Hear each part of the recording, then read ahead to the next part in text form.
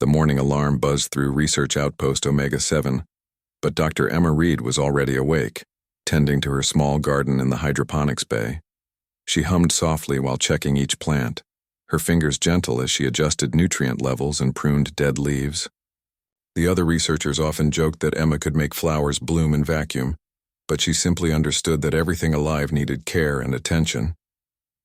3 months ago, the galaxy had been buzzing with strange news. The Altari, one of the oldest and most powerful species in the Galactic Federation, had made an unprecedented request. They needed help with their children. Nobody quite understood what that meant at first. The Altari were known for their crystal-like bodies, their warrior culture, and their complete emotional detachment. They spoke only in cliques and mathematical formulas, treating everything as a problem to be solved through logic and force. Emma finished watering her tomatoes and headed to the research lab. Through the massive viewports, she could see the swirling clouds of the gas giant they orbited. It was peaceful here, far from the political chaos of the inner systems. She preferred studying plant genetics to dealing with Federation bureaucracy, though lately even her quiet outpost had been receiving strange communications from Altari space. The truth about the Altari situation had leaked slowly through scientific channels. Their homeworld, Nethys Prime, was dying, not from war or natural disaster, but from something far worse. A genetic plague had swept through their population, making most of them unable to have children. In a species that measured success by military conquest and territorial expansion, the inability to reproduce was the ultimate defeat.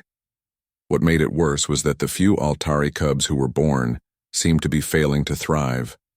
They weren't developing properly, weren't learning basic skills, and many were dying young despite having no obvious medical problems. The Altari scientists, brilliant as they were with technology and warfare, couldn't understand what was wrong. Emma's research computer chimed with an incoming priority message. She frowned, recognizing the official Federation seal. Priority messages usually meant paperwork, budget cuts, or requests to relocate to some dangerous frontier world. She almost deleted it, but something made her open it instead. The message was brief and confusing. She was being asked to participate in an experimental program involving Altari juveniles. The details were classified, but transportation would arrive within hours if she agreed. Emma read it twice, then 3 times, trying to make sense of it. Why would the Altari want anything to do with a plant geneticist on a remote research station? Before she could respond, her computer chimed again. This time, it was a direct communication from Altari space. The holographic display flickered to life, showing a figure that looked like a walking crystal formation. The creature was roughly humanoid, but seemed to be made of living gemstone, with light flowing through its translucent body in patterns that suggested complex thought. Human Emma Reed, the Altari said, its voice a series of musical chimes that the translation software converted to flat, emotionless words. I am Kavith of the 7th Circle. We have observed your behavior patterns and biological responses. You have been selected for participation in a survival protocol. Emma blinked. I'm sorry, what? Selected for what? Your species demonstrates unusual behavioral patterns toward organisms in states of dependency. Our analysis indicates this may be relevant to our current crisis. Will you accept transportation to participate in this protocol? The conversation was surreal. Emma had never spoken to an Altari before, and she certainly didn't understand what they meant by behavioral patterns. I think there's been some mistake. I'm just a researcher. I study plants. Negative. Our surveillance data shows you provide care to organisms beyond nutritional necessity. You exhibit emotional attachment to non-sapient life forms. This behavior is incomprehensible to us but may be significant to our problem. Emma felt a chill. They had been watching her. What kind of problem? The Altari's crystal body flickered, colors shifting in what might have been hesitation. Our young are dying, not from disease or injury. They simply cease to develop. Our best minds cannot determine the cause. Some among my people believe the answer lies in the behavioral patterns your species displays toward dependence. You mean children? We do not have a direct translation for this concept in our language. We have organisms in early development phases that require resource allocation until they achieve operational status. Emma sat down heavily in her chair. The Altari were talking about children like they were machines being manufactured. No wonder their young weren't thriving. And you want me to what exactly? 2 of our most genetically valuable early-phase organisms will be transported to your location. You will demonstrate your species' care behaviors. If the organisms show improved development, this will prove the hypothesis. If they do not, the experiment concludes. The casual way Kavith discussed what were clearly children made Emma's stomach turn. But she thought about those Altari cubs, failing to develop properly, dying young because nobody understood how to love them. What happens to the children if I say no? They will be returned to standard development protocols and likely cease functioning within 1 standard cycle. Emma closed her eyes. Standard development protocols. They were talking about letting children die because they couldn't figure out how to care for them emotionally. She thought about her garden, about how every living thing needed more than just nutrients to grow. They needed attention, patience, and something the Altari clearly didn't understand. When do they arrive? Transport is already en route. The organisms will be delivered within 6 standard hours. After Kavith ended the communication, Emma sat in her lab for a long time, staring out at the gas giants' swirling storms. She had no experience with children, human or otherwise. She didn't even know what Altari young looked like or what they needed. But she knew what all living things needed, deep down. She began preparing. She cleared out her spare quarters, setting up what she hoped would work as a nursery. She programmed the environmental systems for what her computer said were optimal Altari conditions. She replicated clothing and bedding, trying to make the space as comfortable as possible. 6 hours later, a sleek Altari transport materialized outside the station. 2 figures in containment suits brought aboard what looked like medical stasis pods. They handed Emma a data pad with basic nutritional information and a warning about the cubs' value to Altari society. "These represent our future," one of them said through a translator. "Do not fail." Then they were gone, leaving Emma alone with 2 stasis pods and the weight of an entire species' survival on her shoulders. She activated the pods and watched as they opened with soft hisses. Inside were 2 of the most beautiful creatures she had ever seen. They looked like tiny sculptures made of living crystal, their bodies catching and refracting the light in rainbow patterns. One was clearly very young, barely able to lift its head. The other appeared to be a few years old in human terms, with large, multifaceted eyes that looked around the room with curiosity and fear. The older one made a soft sound, somewhere between a chime and a whimper. The younger one began to cry, a sound like wind through crystal caves that made Emma's heart break. She knelt beside the pods and gently lifted the crying infant. The crystal body was warm and surprisingly soft, more like smooth stone than hard gem. The child's cries intensified for a moment, then gradually quieted as Emma held it close. "It's okay," she whispered, her voice instinctively gentle. "You're safe now. I'm going to take care of you." She had no idea if the Altari cubs could understand her words, but something in her tone seemed to reach them. The older child climbed out of its pod and moved closer, pressing against Emma's leg with a trust that was both touching and heartbreaking. Emma looked down at the 2 alien children who had just become her responsibility. Somewhere in Altari, space, an entire civilization was watching, waiting to see if a human could succeed where they had failed. But all Emma could think about was how small and vulnerable these children were, and how much they needed someone to simply love them. She carried them both to the nursery she had prepared, humming the same gentle tune she used in her garden. For the first time in months, the future of the Altari species rested not on military might or technological superiority, but on one human's capacity to care. The hydroponics lab had become a disaster zone. Crystal formations jutted from the walls where they definitely shouldn't be. Several plant containers were shattered, and the air recycling system kept making alarming noises. Emma sat on the floor, in the middle of it all, holding a crying Altari infant while trying to coax the older child out from behind a storage unit. 3 weeks had passed since Pip and Zara had arrived. Emma had named them herself after the Altari refused to provide anything more than designation numbers. Pip was the baby, barely able to crawl but somehow capable of generating crystal spikes when frightened. Zara was the older one, about 4, in human terms who could phase through solid matter whenever she felt scared or overwhelmed. Both abilities had been mentioned nowhere in the care instructions.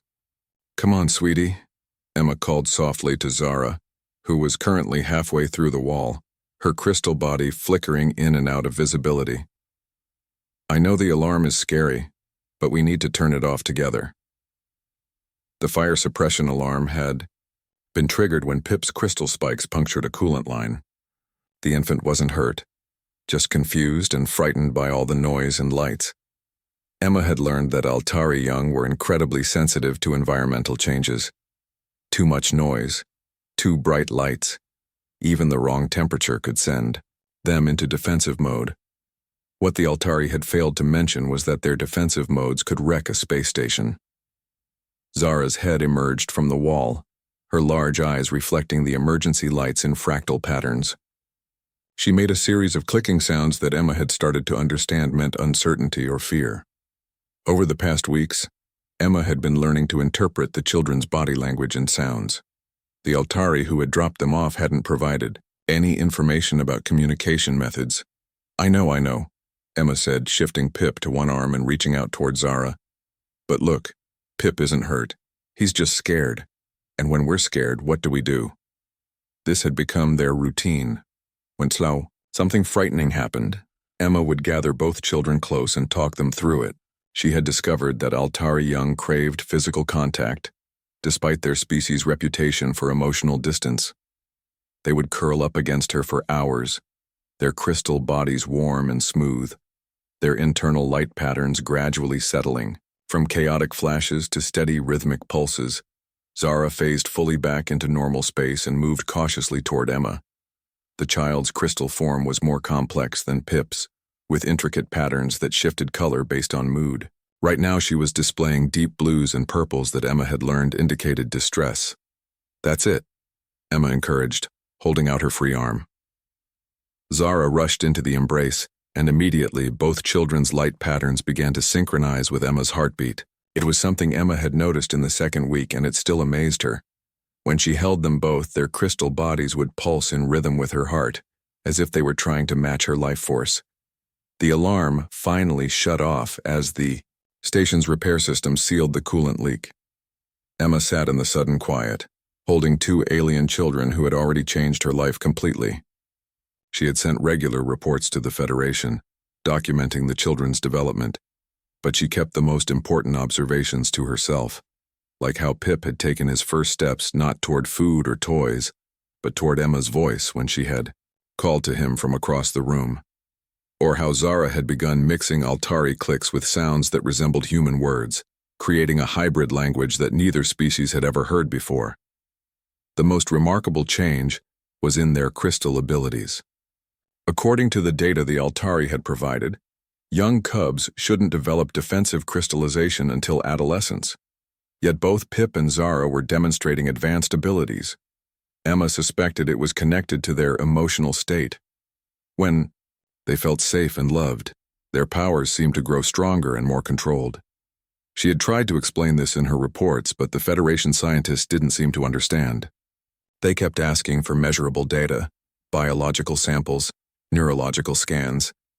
They didn't want to hear about bedtime stories or the way Zara would curl up in Emma's lap while she read, or how Pip would babble along to human lullabies in his crystal chime.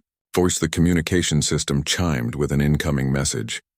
Emma carefully extracted herself from the children's embrace and moved to the terminal. Both Pip and Zara followed her, Pip crawling determinedly while Zara walked with the slightly uncertain steps of a young child. The message was from Altari space, marked with the same priority codes as the original contact. Emma accepted the connection, and Kavith's crystalline form appeared in the holographic display. "Human Emma Reed," the Altari said in his emotionless translated voice. "We require a progress update. The council grows impatient. Emma looked down at Pip, who had pulled himself up using her leg and was now reaching toward the holographic display with fascination. Zara stood beside her, one small crystal hand gripping Emma's shirt for comfort. "They're doing well," Emma said carefully. "Both children are healthy and developing normally." "Define normally." "Our sensors indicate significant deviation from standard development parameters." Emma had suspected they were still monitoring the children. She had found what looked like sensor nodes in their sleeping area. Tiny crystal formations that definitely hadn't been there originally. The Altari were watching everything. They're learning and growing. Pip can walk now and Zara is starting to communicate in both languages. "Explain the energy signatures we have detected. Both organisms are displaying abilities far beyond their developmental stage." Emma sighed. She had known this conversation would come eventually. They're not organisms, Kavith, they're children. And children develop better when they feel safe and loved. Love is not a quantifiable variable in development protocols. Maybe that's your problem. There was a long pause. Kavith's crystal body shifted colors and patterns Emma didn't recognize. Finally, he spoke again. "Other council members wish to terminate the experiment. They believe human influence is causing dangerous mutations in the subjects." Emma felt a surge of protective anger. She looked down at Pip, who was now trying to climb her leg, and at Zara, who was making soft clicking sounds at the holographic display. These weren't subjects or organisms or experimental variables. They were children who laughed and played and needed comfort when they were scared. "The children aren't mutating," Emma said firmly. "They're thriving.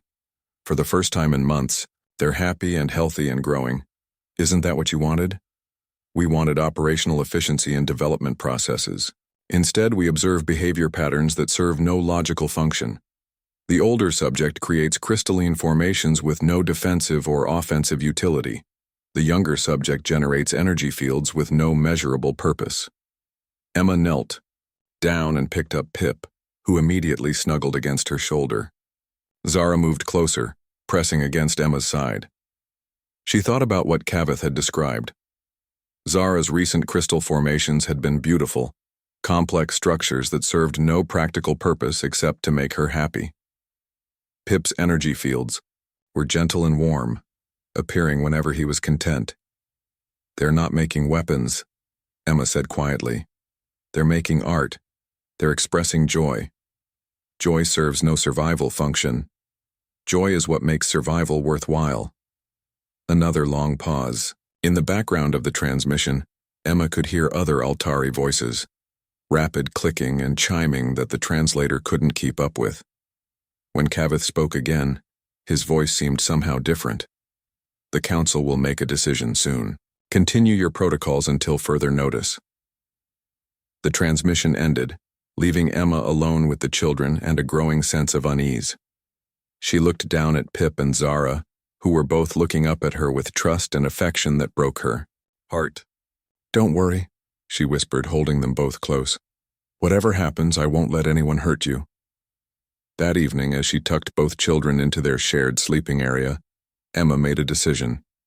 She began recording detailed personal logs, documenting not just the children's physical development, but their emotional growth. She recorded Zara's first attempts at human words, Pip's delighted laughter when Emma played peekaboo with him, and the way they both reached for her first thing every morning. If the Altari Council wanted to understand what was happening to their young, they would need to learn about love, even if they didn't have a word for it. Emma would teach them, one report at a time, what it meant to truly care for another living being. As she watched the children sleep, their crystal bodies pulsing with soft, contented light, Emma knew she would do whatever it took to protect them. They had come to her as an experiment, but they had become something much more precious. They had become her family. The first sign of trouble came during breakfast. Zara was sitting in her specially designed chair, carefully picking apart her morning ration, with the focused concentration of a young child who had decided she didn't like the texture. Pip was in his high chair, managing to get more food on himself than in his mouth, but babbling happily in his musical crystal voice. It was a perfectly normal morning until the communication system screamed with emergency alerts. Emma rushed to the terminal, wiping Pip's breakfast off her hands. The display showed multiple ships approaching the station, moving in formation and broadcasting Altari identification codes. But these weren't the official transport ships she had seen before. These were military vessels bristling with weapons and moving with the precise coordination of a strike force. Incoming transmission, the station's AI announced. Priority. Override codes activated. The holographic display flickered to life, showing an Altari that Emma didn't recognize. This one was different from Kavith, older and somehow more intimidating, with crystal formations that seemed sharper and more angular. The light patterns flowing through its body were rapid and aggressive. Human caretaker, the Altari said, its translated voice harsh and commanding. I am Elder Theron of the First Circle. You will prepare the cubs for immediate transport. This experiment has gone too far. Emma felt a cold fear settle in her stomach. She glanced back at the children, who were still eating breakfast, unaware of the danger approaching. I don't understand. The children are healthy and developing well. They are contaminated, Theron said bluntly. Our monitors show they have been exposed to alien behavioral patterns that serve no survival function. They display emotional responses, create non-functional formations, and demonstrate attachment behaviors that weaken combat effectiveness. They're children, Emma said, trying to keep her voice steady. Of course they show emotional responses. That's normal development. It is abnormal for Altari. We are a warrior species. Emotional attachment is a weakness that compromises judgment and tactical efficiency. These cubs must be returned to proper development protocols before the damage becomes permanent. Emma's mind raced. She had known this might happen, but she hadn't expected it so soon or with such force. The approaching ships were close enough now that she could see them through the viewport, dark shapes against the star field, bristling with weapons. Please, she said, give me more time. The children are thriving, isn't that what matters? What matters is preserving Altari genetic superiority. These cubs represent valuable genetic material that cannot be wasted on failed experiments. The transmission cut off, leaving Emma staring at the empty holographic display. Through the viewport, she could see the Altari ships taking up positions around the station. She had maybe an hour before they docked and took the children away. She turned back to Pip and Zara, who were watching her with the intuitive understanding that children have when adults are upset. Zara's crystal body was showing the deep blue patterns that indicated worry, while Pip had stopped babbling and was reaching toward Emma with obvious distress. Emma picked them both up, holding them close while her mind worked furiously.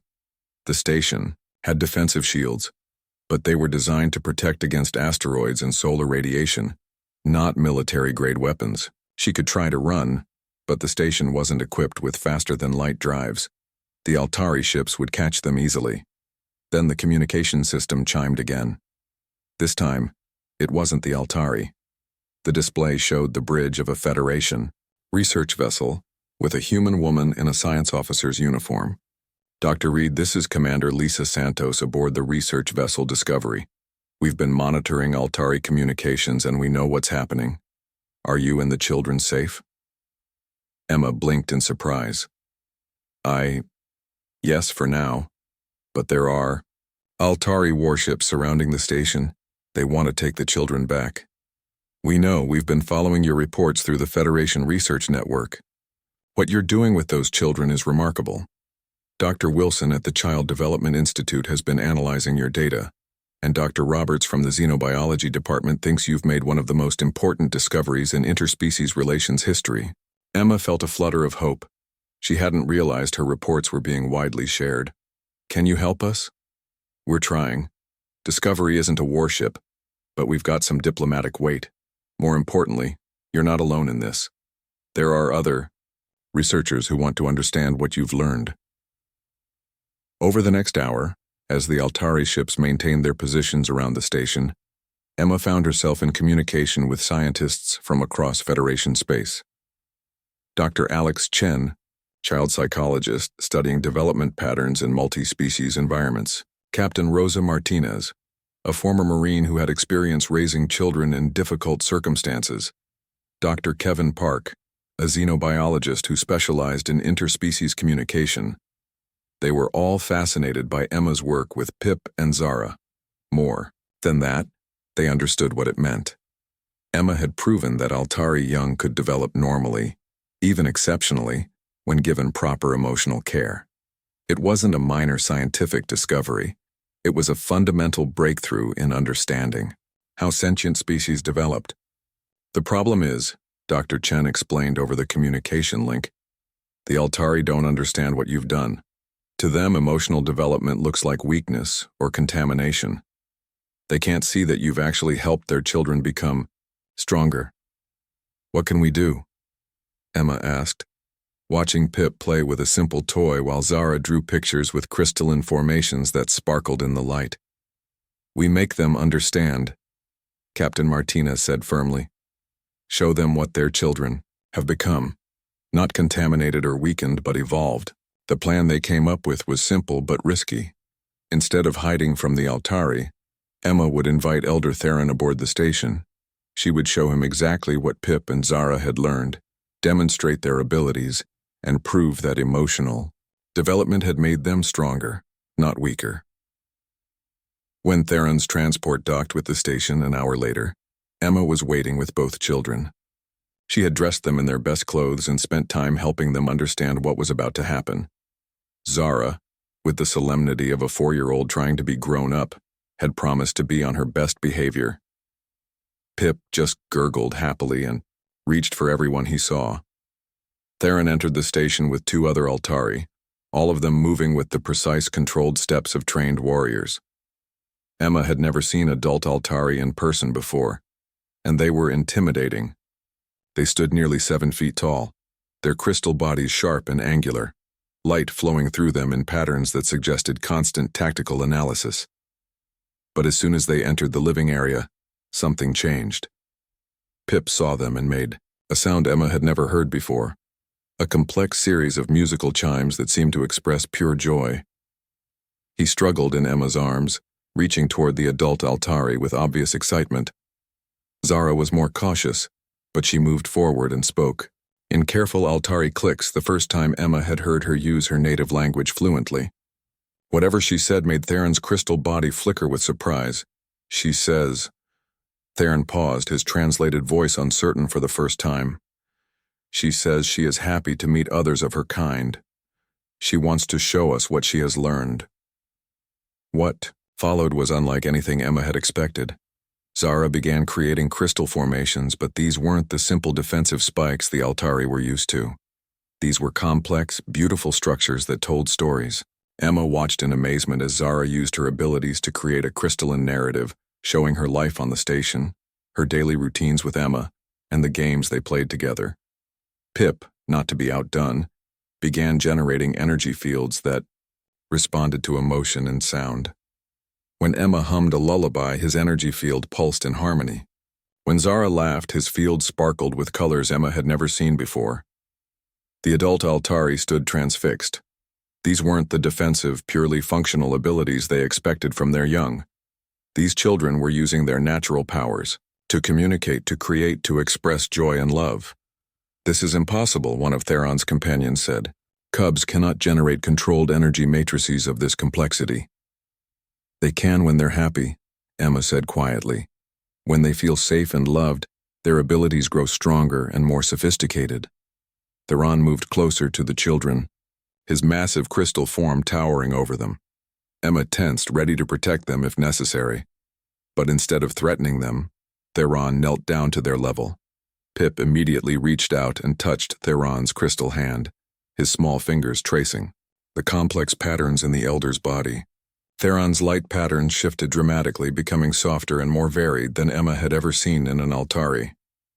He is not afraid, Theron said, wonder in his translated voice. In our society, cubs flee from adults. They fear punishment for weakness. But this one, he offers comfort. Zara stepped forward and began speaking in Altari again, her voice gentle and musical. She placed her small hand on Theron's arm and her crystal body pulsed with warm, welcoming light. Theron was silent for a long moment. When he finally spoke, his voice was different, softer somehow. She says I seem sad. She asks if she can help me feel better. Emma watched as the most powerful military leader in Altari space was completely undone by the simple kindness of two alien children who had learned to love. For the first time, she began to hope that everything might work out after all. The great Assembly Hall of Nethys Prime had never hosted anything like this before. Thousands of Altari filled the crystalline amphitheater, their bodies creating a living constellation of light as they communicated through rapid flashes and color changes. The air hummed with tension and the sound of clicking voices debating, in languages no human had ever fully understood. Emma stood at the center of it all, feeling very small and very human. Pip was in her arms, his crystal body warm against her chest, while Zara held tightly to her hand. The 3-year-old had been brave during the long journey to the Altari homeworld, but now she pressed close to Emma's side, overwhelmed by the sight of so many of her own kind gathered in one place. Elder Theron had insisted on this gathering after his visit to the research station. The Altari Council had been split on what to do about the human experiment, but Theron's report had changed everything. He had described abilities in the cubs that shouldn't have been possible, emotional responses that served no logical purpose, but somehow made the children stronger, not weaker. The Assembly will now hear testimony regarding the human development protocols, announced the speaker, an ancient Altari whose crystal body was so complex it looked like a living geological formation. The human caretaker will present her findings. Emma stepped forward, still holding both children. She had prepared for this moment for weeks, but now that it was here, all her careful speeches seemed inadequate. How could she explain love to a species that had no word for it? How could she make them understand that their children needed more than just nutrition and shelter to grow? Honored Assembly, she began, her voice amplified by the hall's acoustics. When Pip and Zara first came to me, they were frightened and alone. They had everything they needed to survive, but they weren't thriving. They weren't growing the way they should.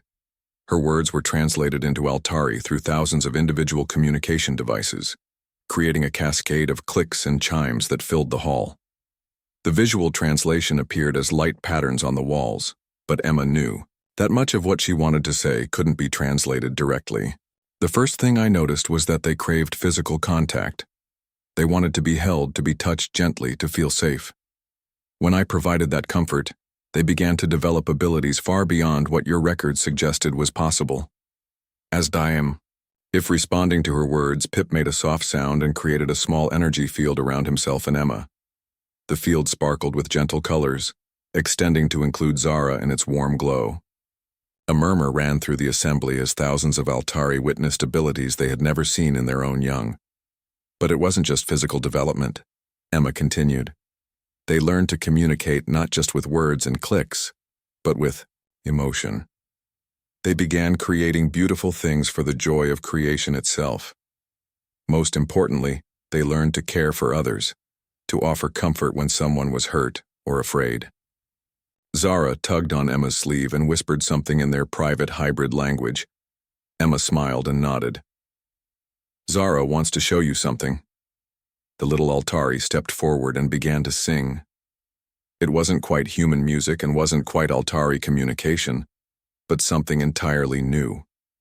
Her crystal body pulsed in rhythm with her voice, creating patterns of light that told a story.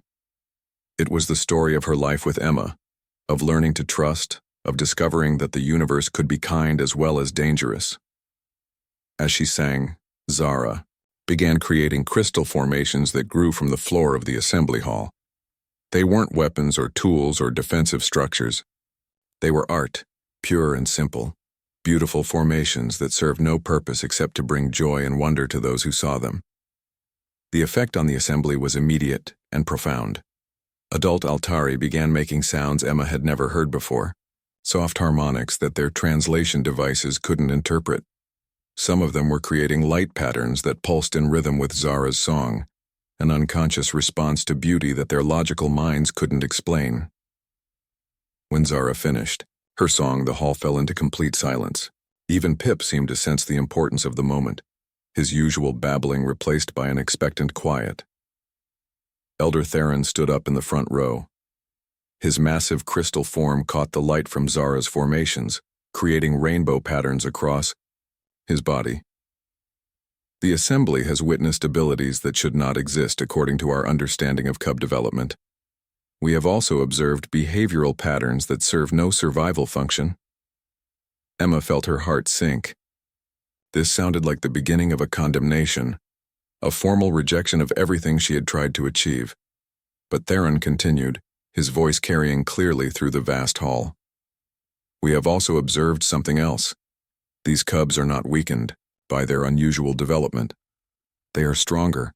Their abilities exceed those of cubs twice their age raised under traditional protocols. Their capacity for complex thought and emotional reasoning surpasses that of many adults in our society. Another murmur ran through the assembly, this time with a different tone. Where before there had been concern and suspicion, now there was curiosity and wonder. The question before this assembly is not whether the human protocols have changed. Our young, they clearly have. The question is whether these changes represent evolution or contamination. An Altari from the upper tiers stood up, her crystal body flashing with aggressive red patterns. The cubs have been exposed to alien weakness. They display emotional responses that will compromise their effectiveness as warriors. They create useless formations that serve no tactical purpose. They offer comfort to others even when it provides no strategic advantage. And yet, another voice called out, they demonstrate abilities we have never seen. The female cub created those formations using techniques our greatest crystal shapers cannot duplicate. The male cub generates energy fields that respond to pure thought. If this is weakness, it is a very powerful form of weakness. The debate that followed was unlike anything in Altari history. For the first time, their society was questioning fundamental assumptions about strength and weakness, about what it meant to be successful, about the purpose of existence itself. Emma listened to the translation devices struggle with concepts that had no equivalent in Altari language. How do you translate love to a species that views all emotional attachment as weakness? How do you explain joy to people who measure success only in terms of tactical advantage? But slowly, something began to change. Adult Altari began sharing their own observations of the cubs. They spoke of Pip's obvious contentment, his eager response to new experiences, his complete lack of the fear that characterized most Altari young. They described Zara's confident communication, her willingness to approach adults without cowering, her ability to express complex ideas through both words and crystal formations. Most importantly, they began to acknowledge what Emma had known from the beginning. These children were thriving in ways that traditional Altari development couldn't explain or achieve. The turning point came when an elderly Altari in the highest tier of the assembly stood up. Her crystal body was ancient and complex with formations that spoke of centuries of experience and wisdom. "I am Keeper Senna," she announced, her voice commanding instant attention. "I have overseen cub development for 3 centuries. I have watched thousands of our young struggle to achieve basic competency, fail to develop proper abilities, and die before reaching maturity. In all that time, I have never seen cubs display the confidence, capability, and advanced development that these two demonstrate." She gestured toward Pip and Zara with one crystalline arm. "The human speaks of concepts we do not understand, but the results speak for themselves. These cubs are not weakened by their exposure to alien behavioral patterns. They are enhanced." "Keeper." Senna moved slowly down toward the center of the hall, her ancient form commanding respect from every Altari present. "The female cub demonstrates crystal-shaping abilities that our adolescents cannot achieve.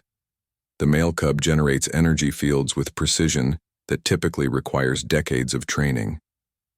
More significantly, they approach new situations without the paralyzing fear that characterizes our traditionally raised young." Emma watched as the mood in the assembly shifted. The aggressive opposition was giving way to thoughtful consideration.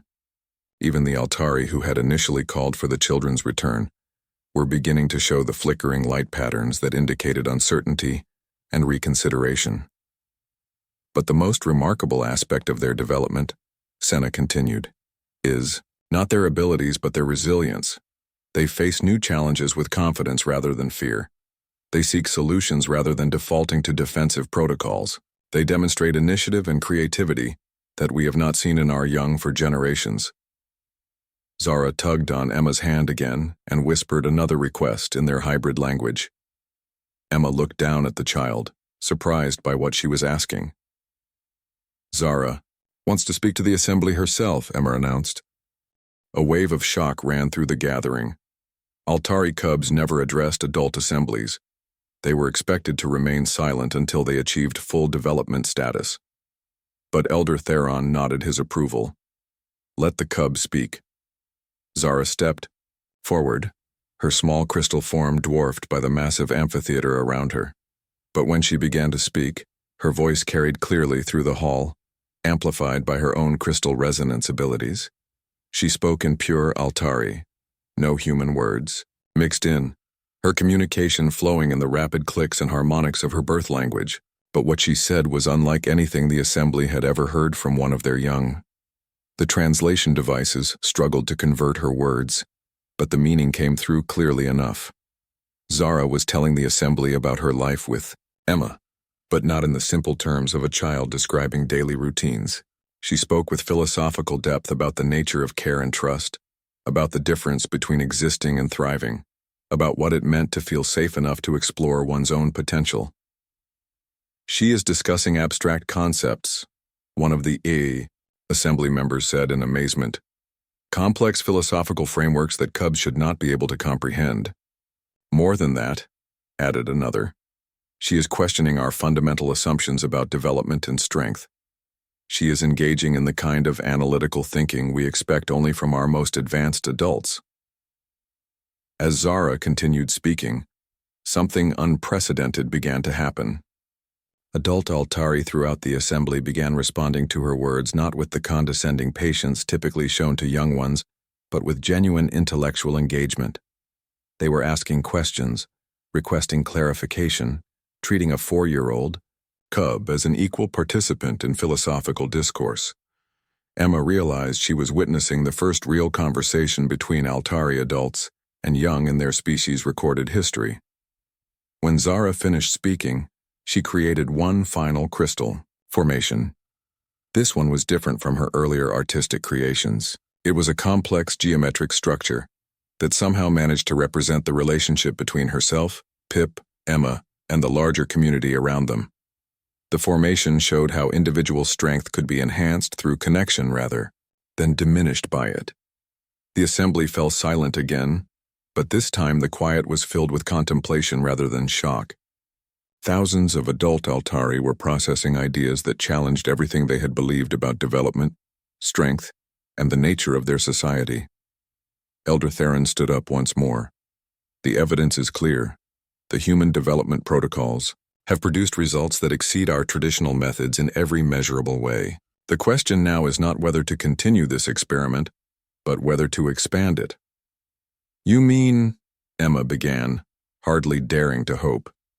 I mean, Theron said, his crystal body flashing with patterns Emma had learned to recognize as determination, mixed with something like wonder, that we would like to formally request humanity's assistance in raising all of our remaining young. The sound that erupted from the assembly was unlike anything Emma had ever heard. Thousands of Altari voices joined together in what she realized was their version of celebration. A harmonic resonance that made the entire hall vibrate with joy. Pip clapped his hands in delight at the sound, creating sparkles of energy that danced around him. Zara pressed close to Emma's side, her crystal body glowing with satisfied pride. Emma looked out at the sea of crystalline faces, all of them now looking at her not with suspicion or concern, but with hope. She thought about research stations across Federation space, about other human scientists who could learn what she had learned, about Altari children growing up with the love and care. The morning sun cast long shadows across the memorial garden on New Terra Colony, where Emma sat watching a group of children play among the flowering crystal trees. The trees themselves were marvels of interspecies cooperation, living plants that had been modified with Altari crystal technology, to create structures that were both beautiful and functional. Their translucent branches caught the sunlight and scattered it in rainbow patterns across the playground below. It had been 15 years since the Great Assembly on Nethys Prime, and the galaxy had changed in ways no one could have predicted. What had started as a desperate experiment with two alien children had grown into something much larger, much more significant than anyone had imagined. The children playing below were a mix of species that would have been impossible to see together. Just 2 decades ago, human children ran alongside young Altari, their laughter mixing with crystalline chimes. A group of synthetic young, their mechanical bodies gleaming in the sunlight, were learning to play tag from their organic friends. Even a few apex cubs, representatives of the warrior species that had finally found peace, were tumbling together in the grass with the easy camaraderie of childhood. Emma smiled as she recognized Pip and Zara among the older children. Now teenagers by human standards, they moved through the mixed group with the natural authority of those who had bridged worlds. Pip, his crystal body now showing the complex patterns of approaching adulthood, was teaching a young human boy how to create simple energy fields. Zara was helping a group of synthetic children understand the concept of artistic expression through crystal formation. Guardian Prime, a voice said behind her. Emma turned to see Commander Lisa Santos, now director of the Interspecies Development Program, approaching with a datapad in hand. The morning reports from the Guardian stations. Emma accepted the pad and scrolled through the updates. Guardian Station Alpha reported successful integration of 12 new Altari cubs with human families. Station Beta had achieved a breakthrough in synthetic emotional development protocols. Station Gamma was pioneering new techniques for helping Apex young overcome their species' natural aggression through carefully managed play therapy. Any problems? Emma asked, though she could already see from Lisa's expression that the news was mostly positive. Minor adjustment issues at Station Delta, but nothing unusual. The new Vorthak young are having trouble with the gravity differences, but Dr. Wilson thinks they'll adapt within a few weeks. The bigger news is the request that came in this morning from the Hegemony. Emma looked up in surprise. The Hegemony was one of the galaxy's most isolated civilizations, a collection of machine intelligences that had never shown interest in biological species or their development methods. They want to send observers, Lisa continued. Apparently, they've been monitoring our success rates with cross-species development, and they're interested in understanding how biological and artificial intelligences might learn from each other. It was just the latest in a series of requests that had been coming in steadily for years. Word of the Guardian program's success had spread throughout the galaxy, drawing attention from species that had never before shown interest in cooperative development. The results were simply too impressive to ignore. Children raised under Guardian protocol showed enhanced abilities, improved emotional resilience, and most importantly, the capacity to form bonds across species lines that were creating a new kind of galactic community. The old patterns of isolation and mistrust were breaking down, replaced by connections forged in childhood that persisted into adulthood. Tell them yes, Emma said, but they'll need to understand that observation means participation. We don't just study interspecies development here, we live it. Lisa nodded and made notes on her pad. Speaking of participation, the Council is requesting your input on the new colony proposals. 3 more species have applied for Guardian Worlds, and they want your recommendations on site selection and staffing. Emma looked back at the playing children, thinking about how far they had all come. The original Guardian program had started, with her alone on a research station, trying to figure out how to care for 2 frightened alien children. Now there were dozens of Guardian stations throughout Federation space, hundreds of trained Guardian families, and thousands of children growing up in an environment where species differences were just another interesting fact of life rather than barriers to friendship. The sound of running feet interrupted her thoughts. Zara bounded up the hill toward them, her teenage form now showing the intricate crystal patterns that indicated her approaching adulthood. But her expression was still that of an excited child with important news to share. Emma, she called, using the name she had never stopped calling her despite Emma's official title. You have to come see what Pip figured out. Emma allowed herself to be pulled back down to the playground, where a crowd had gathered around Pip and several other children. At the center of the group, Pip was demonstrating something Emma had never seen before. He was creating energy fields that other children could step into and share, allowing them to experience a form of limited telepathic communication. He's teaching them to connect directly, Zara explained excitedly. Not just with words or gestures, but with thoughts and feelings. Look, a young human girl stepped into Pip's energy field and suddenly gasped with wonder. I can feel what the crystal tree feels, she said. It's happy because the sun is warm and its roots are deep. Emma watched in amazement as other children took turns experiencing the connection. A synthetic child discovered what it felt like to be organic. An apex cub learned to sense the peaceful intentions of others. Human children experienced the unique perspective of crystal-based consciousness. This is extraordinary, Lisa breathed beside her. They're developing entirely new forms of communication and empathy. But Emma was thinking about something larger.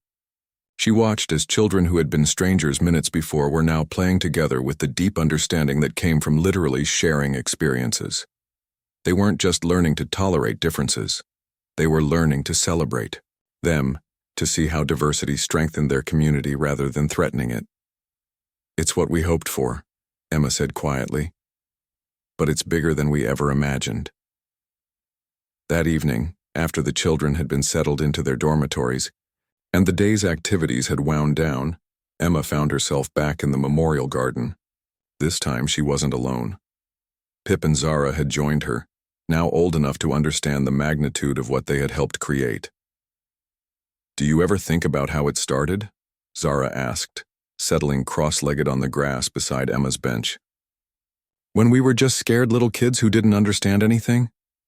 Emma smiled, remembering those early days on the research station. You weren't just scared little kids. You were the beginning of something unprecedented. We were test subjects, Pip said with the directness that characterized Altari communication, though his tone was warm rather than bitter. Our council thought they were conducting an experiment to see if human behavioral patterns could improve cub survival rates. Instead, they discovered something much more important, Emma replied. They learned that love isn't a weakness that compromises survival. It's a strength that enhances everything else. Zara created a small crystal formation in the grass, a delicate structure that caught the starlight and reflected it in complex patterns. The other day, a new human guardian asked me what the secret was. How do you take children from different species, with different needs and different ways of thinking, and help them grow up together successfully? What did you tell her? Emma asked. I told her the same thing you taught us, Zara replied. You treat them like they belong to you, not like they're experiments or obligations or assignments, like their family.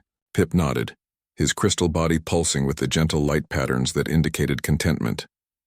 The Altari Council still struggles with this concept. They understand that Guardian protocols produce superior results, but they do not understand why. They want to quantify love, measure emotional attachment, create mathematical models for care behaviors. Let them try, Emma said with amusement. Some things can't be reduced to data and equations.